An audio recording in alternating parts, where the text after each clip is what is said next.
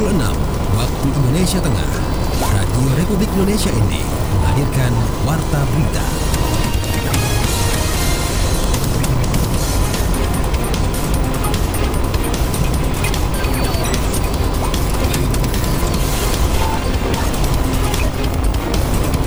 Selamat pagi saudara, Anda mendengarkan Warta Berita Daerah RRIND edisi Rabu 14 Januari 2026 dengan Sari Berita.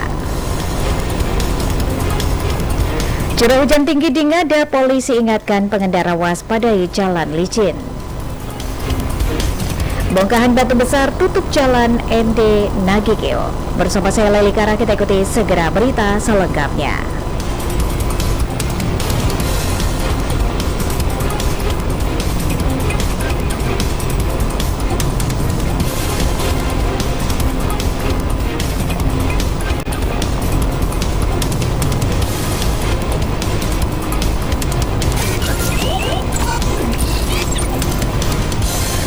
Pendengar, curah hujan yang tinggi dalam beberapa waktu terakhir di Kabupaten Ngada menimbulkan dampak serius terhadap keselamatan pengguna jalan.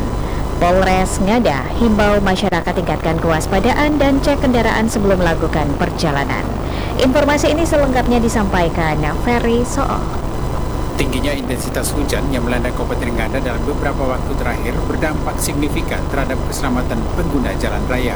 Kondisi jalan yang licin akibat curah hujan tinggi dinilai berpotensi membahayakan pengendara, rawan terjadinya kecelakaan lalu lintas terutama saat hujan turun dengan intensitas tinggi. Jalanan licin, jarak pandang terbatas, serta kondisi kendaraan yang tidak memenuhi standar keselamatan menjadi faktor utama penyebab kecelakaan, seperti sistem pengereman yang tidak optimal, lampu kendaraan yang tidak berfungsi baik, serta minimnya perlengkapan keselamatan berkendara. Menanggapi kondisi tersebut, Kepala Satuan Lalu Lintas Kasat Lantas Polres Ngada, Ibtu Joseph Tote, menghimbau masyarakat agar selalu meningkatkan kewaspadaan saat beraktivitas di jalan raya. Ia menekankan pentingnya kesiapan dan kehati-hatian dalam berkendara, terutama di tengah cuaca buruk yang berpotensi terjadi sewaktu-waktu. Kami menghimbau kepada pengguna jalan baik kendaraan roda 2 maupun roda 4 ataupun lebih untuk mengecek fisik kendaraan, pastikan rem, lampu dan ban dalam kondisi prima sebelum bepergian. Kita tahu bersama bahwa di wilayah Kabupaten Ngada ini cuaca yang sering kabut, hujan. Kita mengingatkan kepada pengguna kendaraan baik roda 2 maupun roda 4 untuk selalu menyalakan lampu utama dan selalu menjaga jarak yang aman. Pihak kepolisian terus melakukan pengawasan dan monitoring di sejumlah ruas jalan guna mengingatkan masyarakat agar lebih berhati-hati, terutama di tengah cuaca buruk yang berpotensi terjadi sewaktu-waktu. RRIND Ferry Soong melaporkan. Bongkahan batu besar tutup jalan ND Nagikeo sejak hari Senin kemarin. Selengkapnya Rahma Suci melaporkan. Bongkahan batu berukuran besar menutup sebagian ruas jalan Trans Flores ND Nagikeo, tepatnya di Kecamatan Nangaroro dekat dengan Bukit Pelangi pada Selasa 13 Januari.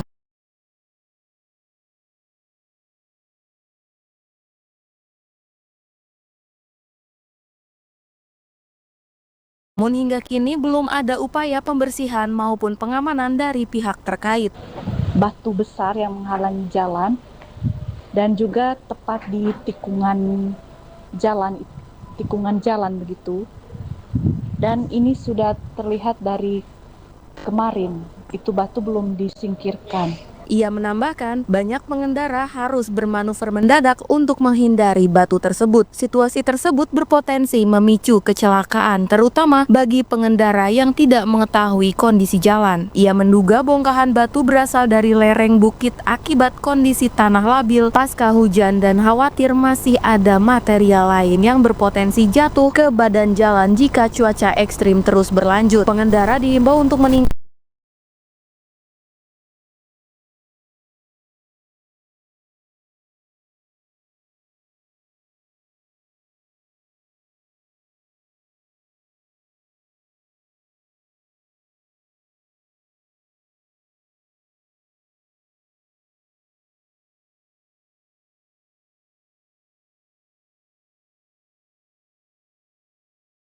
Dari desa Kekasewa tetap menggunakan perahu motor menuju kampung halaman.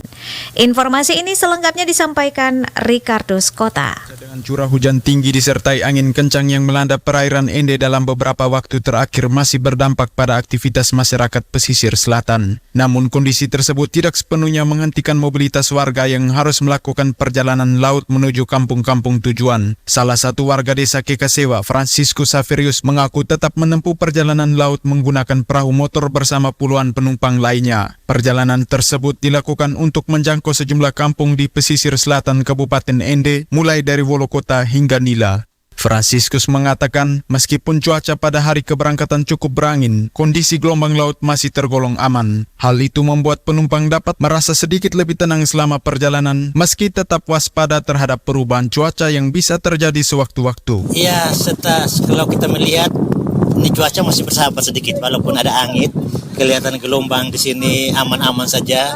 Mungkin masih bisa memungkinkan kita untuk perasaan menjadi tenang sedikit untuk berjalan pulang kampung. Kalau gelombang besar itu tentu ada dugda dalam hati. Ia mengakui rasa khawatir kerap muncul ketika gelombang laut membesar. Sebagai warga yang sudah terbiasa menggunakan transportasi laut, kondisi tersebut sudah menjadi risiko yang harus dihadapi demi mencapai kampung halaman. Transportasi laut hingga kini masih menjadi pilihan utama warga pesisir selatan, terutama saat akses darat belum memadai. Warga berharap kondisi cuaca segera membaik agar aktivitas perjalanan laut dapat berlangsung lebih aman. RRI Ende, Ricardo Skota melaporkan.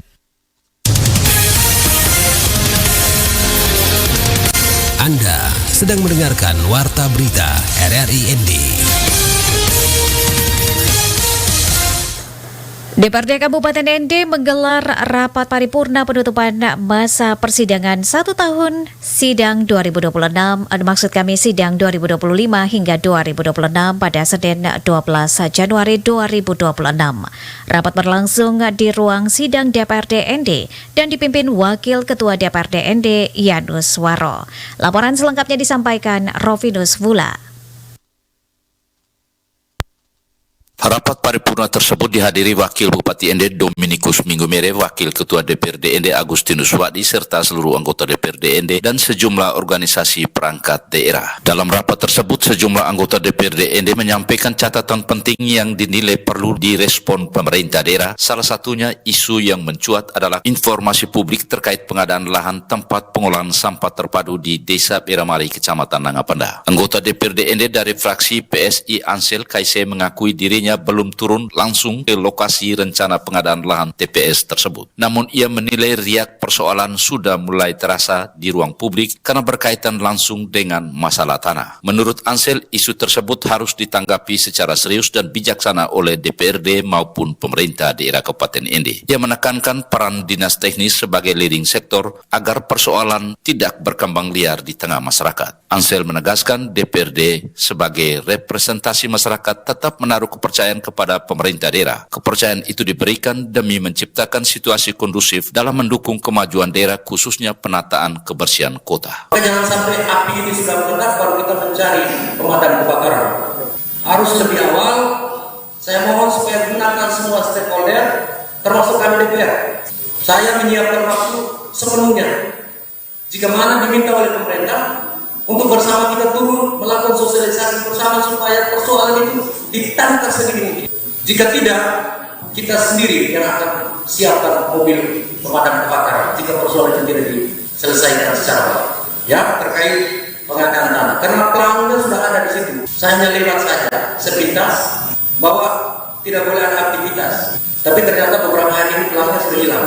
Mudah-mudahan hilangnya pelang itu sebagai akibat dari hal baik yang difasilitasi oleh pemerintah untuk menyelesaikan. Saya bicara cukup lama, mohon maaf Pak Pimpinan, karena menurut saya hal ini penting dan kalau tidak cepat, tidak strategis, tidak tepat penanganannya akan menimbulkan gejolak yang besar.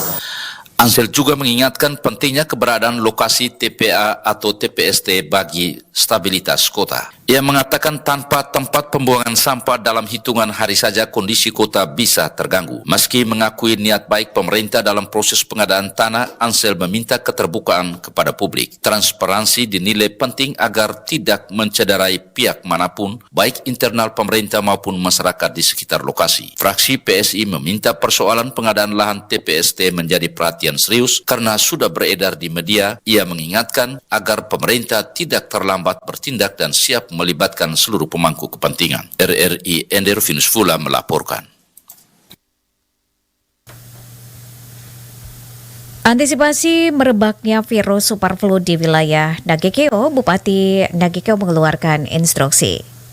Disampaikan Nikolaus Makumeli selengkapnya untuk Anda pendengar. Pemerintah Kabupaten Nagekeo menginstruksikan seluruh masyarakat untuk meningkatkan kewaspadaan dan menerapkan perilaku hidup bersih dan sehat menyusul terdeteksinya varian influenza AH3N2 yang dijuluki superflu di NTT saat ini. Instruksi tersebut tertuang dalam Instruksi Bupati Nagekeo nomor 400 Kesra NGK 12 Januari 2026 tentang pencegahan dan pengendalian varian influenza tipe A H3N2 yang ditandatangani oleh Wakil Bupati Nagekeo Gonzalo Gracianus Mugasada tertanggal 12 Januari 2026. Dalam instruksi tersebut dijelaskan varian influenza H3N2 atau yang dijuluki superflu telah terdeteksi di Indonesia sejak 25 Desember 2025 dan hingga 31 Desember 2025 dilaporkan terdapat 2 kasus positif di Provinsi Nusa Tenggara Timur. Menanggapi instruksi tersebut, Sekretaris Dinas Kesehatan Nagekeo, Laurentius Yendoa kepada RRI Selasa 13 Januari 2026 menghimbau serta mengharapkan kepada seluruh stakeholder terkait, baik para camat, lurah, serta kepala desa untuk meneruskan informasi tersebut kepada masyarakat di wilayahnya masing-masing agar informasi tersebut tersampaikan kepada masyarakat. Ditambahkan Laurentius, selain melalui para camat, lurah, serta kepala desa, informasi tersebut juga diteruskan melalui para tenaga kesehatan di wilayah Kabupaten Nagekeo. Baik, terkait dengan himbauan instruksi itu, memang kita sudah lakukan melalui surat untuk stakeholder yang ada di kecamatan dan desa, Pak Camat, Bapak Desa untuk bersama-sama menyebarluaskan upaya-upaya masyarakat yang harus lakukan dalam mencegah terjadinya atau menyebarnya superflu ini. Ini sebenarnya upaya-upaya yang memang kita lakukan baik oleh tenaga kesehatan melalui edukasi ataupun pengumuman himbauan di masyarakat. Juga kita minta kepala desa untuk menyampaikan melalui sarana-sarana yang ada di desa itu, di mana ada masyarakat yang berkumpul di situ, bisa disampaikan informasi ini supaya masyarakat mengetahui upaya-upaya pencegahan itu sesuai dengan instruksi itu. Melalui instruksi Bupati Nagekeo tersebut, dirinya juga mengajak masyarakat Kabupaten Nagekeo untuk menerapkan perilaku hidup bersih dan sehat sebagai upaya mencegah merebaknya virus superflu di wilayah Kabupaten Nagekeo. RRI Enda Nikolaus Makumeli melaporkan.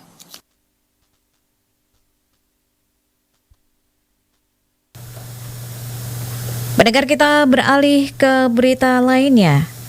Produksi hasil perikanan tangkap Kabupaten Ende tahun 2025 menunjukkan peningkatan signifikan dibandingkan capaian produksi pada tahun sebelumnya. Informasi ini disampaikan Suimam. Kepala Bidang Perikanan Tangkap Dinas Perikanan Kabupaten Ende, Sardin, mengatakan produksi hasil tangkapan ikan tahun 2025 mencapai 13.213,3 ton. Jumlah tersebut meningkat sekitar 8% dibandingkan produksi tahun 2024 sebesar 12.304,7 ton. Dijelaskan, kenaikan produksi perikanan tangkap didukung kondisi cuaca yang relatif stabil sepanjang tahun 2025 di wilayah perairan Ende. Selama 2025 satu kondisi cuaca yang mendukung, jarang terjadi angin dan badai sehingga aktivitas penangkapan ikan pada nelayannya berjalan normal. Lanjut Chardin menuturkan, selain faktor cuaca, pasokan bahan bakar minyak bagi nelayan juga terpenuhi sehingga operasional penangkapan tidak terhambat selama tahun berjalan. Kondisi ini membantu nelayan meningkatkan frekuensi melaut dan volume hasil tangkapan secara konsisten di berbagai sentra perikanan Ende. Ditambahkan, jenis ikan dominan yang tertangkap diantaranya tuna, cakalang, tongkol, layang, kembung, kakap, kerapu, ikan merah, dan teri. Pihaknya berharap tren positif ini terus berlanjut guna menjaga kesejahteraan nelayan dan ketahanan pangan masyarakat pesisir Ende berkelanjutan.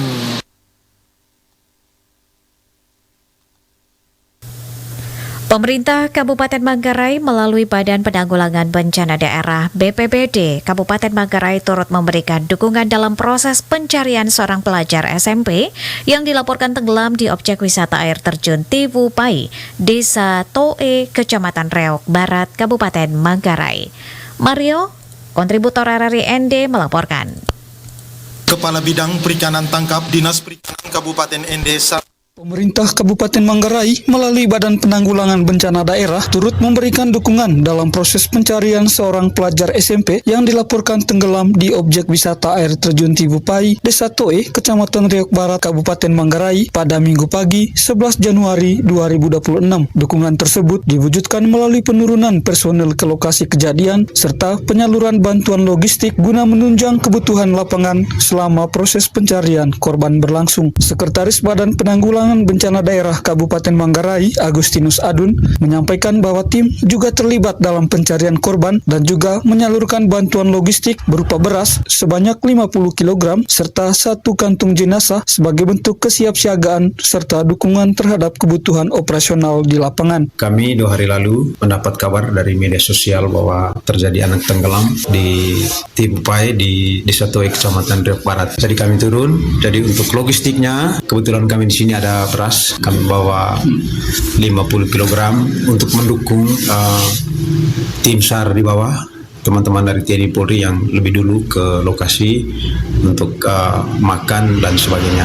Selain itu kami juga membawa kantung jenazah 1 buah, siapa tahu sampai di bawah korbannya ditemukan untuk bisa simpan di situ mayatnya. Begitu. Kemarin pagi kami bersama TNI Polri dari Polsek Riau, terus Pol Airut dari Riau, TNI Angkatan Laut yang dari Riau juga, bersama tim Basarnas dari Labuan Bajo, kami turun ke lokasi didahului dengan acara adat di tempat lokasi tenggelamnya. Koordinasi tersebut dilakukan untuk memastikan proses pencarian korban berjalan secara terpadu, efektif, dan mengutamakan keselamatan seluruh personel. Langkah cepat ini menjadi bagian dari komitmen pemerintah Kabupaten Manggarai dalam merespons situasi darurat sekaligus memberikan dukungan maksimal bagi keluarga korban serta seluruh unsur yang terlibat dalam proses pencarian. Dari Manggarai, Mario melaporkan.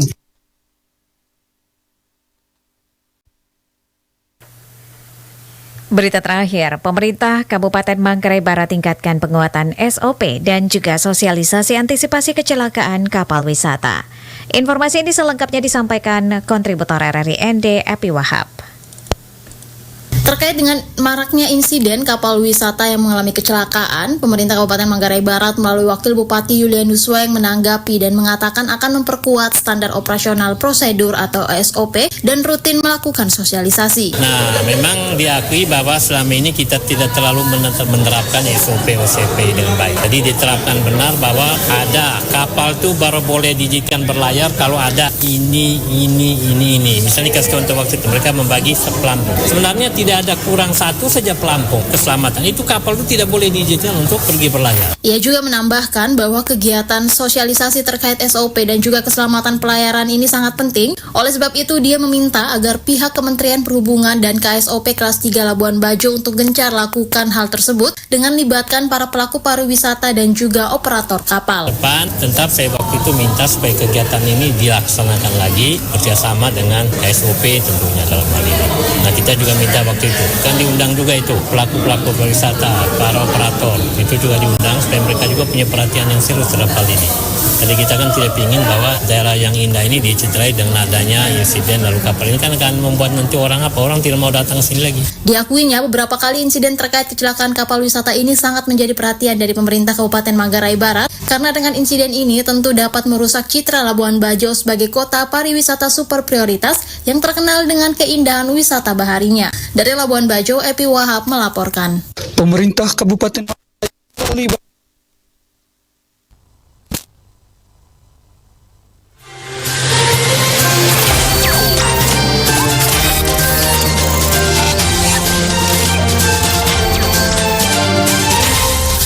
Terima kasih.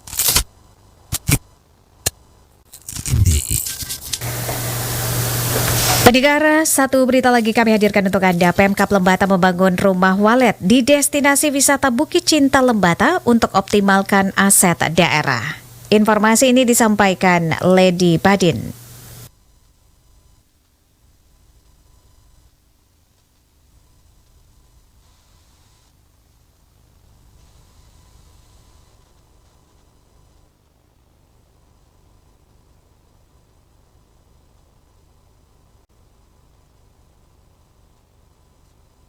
Pemerintah Kabupaten Lembata melalui Dinas Pariwisata dan Ekonomi Kreatif membangun rumah walet di kawasan wisata Bukit Cinta sebagai upaya untuk mengoptimalkan aset daerah yang sebelumnya tidak produktif. Bangunan tersebut merupakan alih fungsi dari fasilitas Flying Fox yang dinilai berisiko dan tidak lagi dimanfaatkan secara maksimal. Kepala Dinas Pariwisata dan Ekonomi Kreatif Kabupaten Lembata, Yakobus Andres Wuwur menjelaskan, pembangunan rumah walet tersebut bertujuan memanfaatkan aset yang ada agar lebih fungsional dan memberikan manfaat ekonomi bagi daerah. Produk utama berupa sarang burung walet yang nantinya akan menjadi sumber pendapatan asli daerah. Banyak aset yang kita bangun di tahun-tahun sebelumnya itu tidak memberi manfaat atau tidak berfungsi sebagaimana rencana penyediaannya.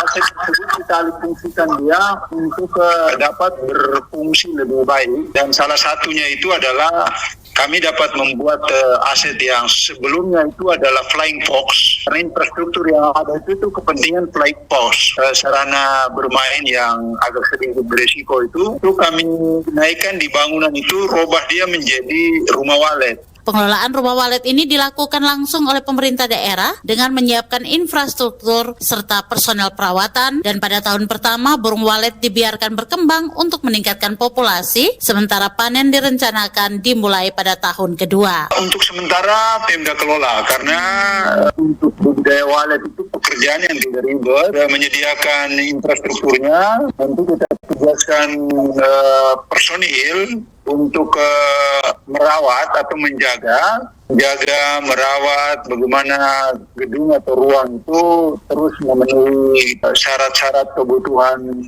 hidupnya burung walet. Nanti bekerja sama dengan pelaku budidaya walet yang lain, bagaimana bisa jaga, merawat, mengelola rumah walet itu dan diharapkan dapat berproduksi dengan baik. Jack Wuwur juga mengungkapkan jika populasi walet berkembang optimal, produksi sarang burung walet ini diperkirakan mampu menghasilkan puluhan kilogram per tahunnya dengan nilai ekonomi yang cukup signifikan bagi daerah. Dari ND, Lady Badin melaporkan.